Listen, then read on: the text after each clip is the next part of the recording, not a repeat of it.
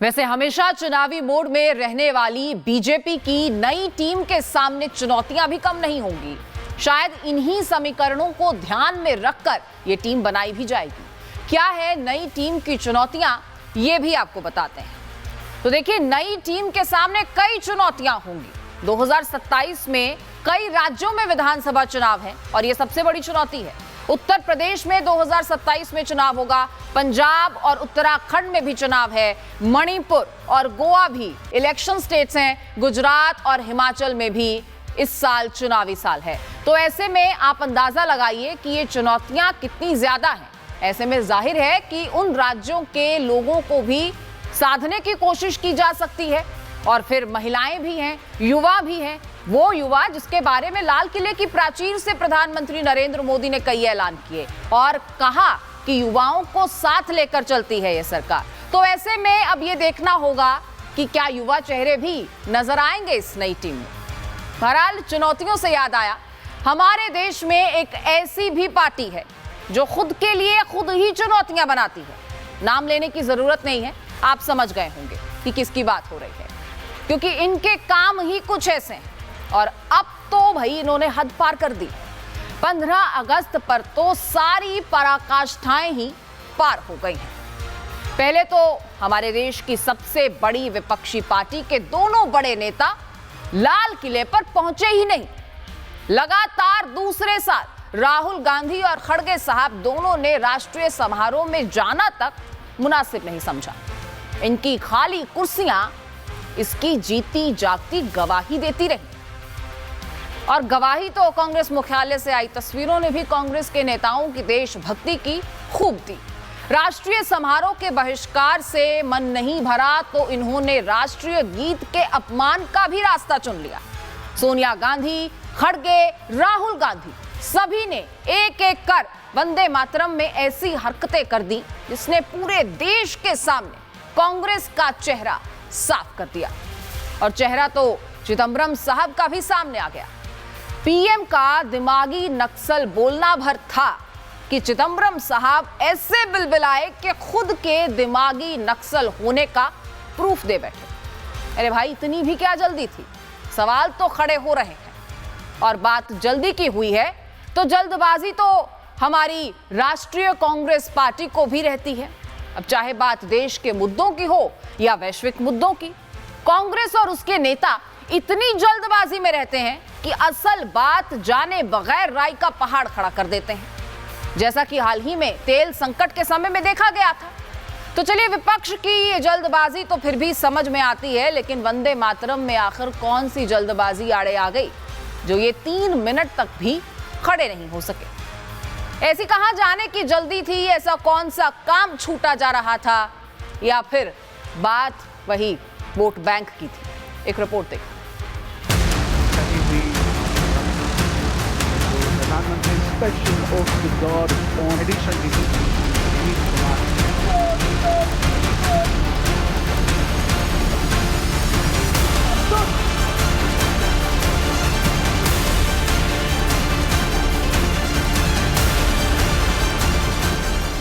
वंदे मातरम राहुल को नहीं पसंद।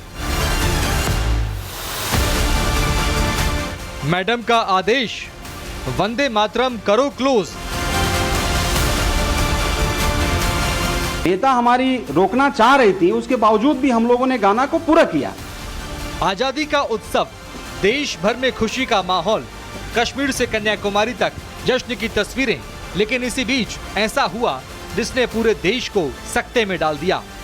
ऐसी तस्वीरें सामने आई जिसकी उम्मीद किसी ने सपने में भी नहीं की होगी। दिल्ली का कांग्रेस मुख्यालय, जहां चल रहा था स्वतंत्रता दिवस समारोह और वंदे मातरम की होती है शुरुआत। लेकिन ये क्या, शुरू होते ही कांग्रेस दफ्तर में गहमा गहमी। कुछ सेकंड पर मैडम सोनिया अगल बगल देखने लगी। बगल में खड़े खड़गे साहब, जो अब तक राष्ट्रगीत गा रहे थे, वो भी मैडम के इशारे पर शांत हो गए। थोड़ी दूर खड़े राहुल गांधी कहां इतनी देर एक मुद्रा में रहते, उनकी भी शुरू हो गई इशारेबाजी।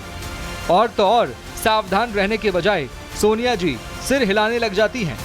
दूर खड़ा एक सचिव उंगलियों से 3 मिनट का इशारा भी करता है, लेकिन इसकी इनको क्या पड़ी है। राष्ट्रगीत के बीच इनकी ये हलचल जारी रहती है। और तो और हद तब हो जाती है जब वंदे मातरम के गायन के बाद राहुल गांधी साफ साफ कह रहे हैं वंदे मातरम गाने की जरूरत नहीं है।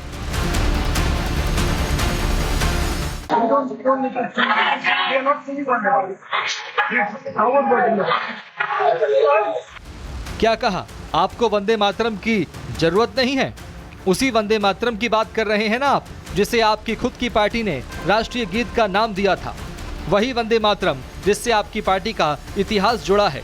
लेकिन शायद राहुल जी को बातें याद नहीं रहती, तभी तो ये सब करने के बाद उनको जरा भी शर्म नहीं आई।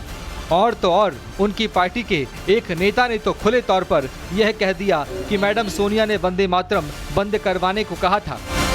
कि वो वंदे मातरम जो अभी पार्लियामेंट में जो पास हुआ, क्या हम लोगों ने पूरा गाया कि नहीं गाया? उसके बावजूद भी नेता हमारी रोकना चाह रही थी, उसके बावजूद भी हम लोगों ने गाना को पूरा किया, कहीं कोई रोका नहीं।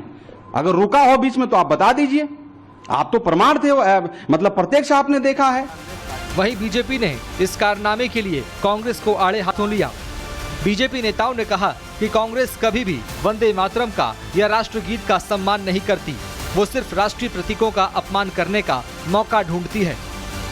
कांग्रेस पार्टी जिस ढंग से वंदे मातरम का, राष्ट्रीय गीत का लगातार अपमान कर रही है, ये बहुत ही दुखद है। इसकी जितनी भी निंदा की जाए कम है। इनको देश से माफी मांगनी चाहिए। हम लगातार देख रहे हैं कि कांग्रेस पार्टी लगातार अपमान पर अपमान कर रही है और देश की जनता समय आने पर जरूर इसका हिसाब इनसे मांगेगी। वीएचपी नेता विनोद बंसल ने तो वंदे मातरम के अपमान के लिए कांग्रेस से माफी की मांग कर डाली और कहा कि कांग्रेस अपने पाप पर कितना भी पर्दा डाल ले, लेकिन कोई फायदा नहीं है। वंदे मातरम पूरा गवा वहाँ पर, नो डाउट, लेकिन वंदे मातरम गाने के बाद में तुरंत वहीं के वहीं पोडियम लाया गया, पोडियम को तुरंत अरेंज किया गया। वो दुर्भाग्य से उनका माइक खुला हुआ था, तो सारी जो भी उनकी टॉक्स थी वो भी सब कुछ सोशल मीडिया में और मीडिया में आउट हो चुकी हैं। अब वो जितना भी पर्दा डालने की कोशिश करें अपने पापों पर, वो डाल नहीं सकते। वहीं कांग्रेस ने तमाम आरोपों से पल्ला झाड़ा और वही राग अलापा जिसके लिए वो जाने जाते हैं। आज यहाँ इंदिरा भवन में पूरा वंदे मातरम गाया गया, इसमें कोई वाद विवाद का सवाल नहीं उठता। कोई रोकने का कोई प्रयास नहीं था, कोई रोकने का प्रयास नहीं था, क्योंकि लंबे समय से कांग्रेस अध्यक्ष खड़े हुए थे। सोनिया जी कह रही थी उनके लिए कुर्सी लाके रख दो। बहरहाल चिंगारी लगाकर ये सोचना कि आप उसकी लपेटों में नहीं आओगे, कहीं ना कहीं कांग्रेस की यही सोच उसे दिन ब दिन उस रसातल में पहुंचाती जा रही है जहां से निकलना बेहद मुश्किल है। Bureau report, Republic Bharat.